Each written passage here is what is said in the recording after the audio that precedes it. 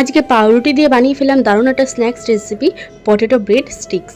তার জন্য দেখো কড়াইতে সাদা তেল গরম করতে দিয়ে দিলাম একটু জিরে ফোড়ন, তারপর দিলাম পেঁয়াজ কুচি, একটু ক্যাপসিকাম কুচি, আদা রসুন কুচি দিয়ে তারপর দিয়ে দিলাম এর মধ্যে স্বাদ অনুযায়ী নুন, একটু লঙ্কার গুঁড়ো, অল্প করে একটু হলুদ গুঁড়ো দিয়ে খুব ভালো করে এখন মশলাটাকে কষিয়ে নিতে হবে।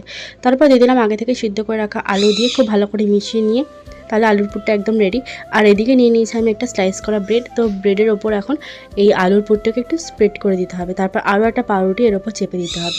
আর পাউরুটির সাইডগুলো আমি একটুখানি বাদ দিয়ে দিয়েছিলাম, তাহলে দেখতে একটু সুন্দর লাগবে। আর নিচে যে পাউরুটিটা দেখছো ওটা একদম নিচেরটা, তো সেই কারণে এটা বাদ দেওয়ার কোনো দরকার নেই, যেহেতু তোমার এটা ফ্রাই করবে তো অসুবিধা হবে না। তারপর দেখো এই পাউরুটিগুলোকে আমি টোটাল 6 টুকরো করেছি। তারপর এরকম স্টিকের মধ্যে আমি পাউরুটিগুলোকে একটু গেঁথে দিতে হবে, যেরকম করে আর কি স্টিক করে দিতে হবে, ব্যাস তাহলে কিন্তু। আর দেখতে দেখো কত সুন্দর লাগছে, আর এটা কিন্তু একদমই ইউনিক।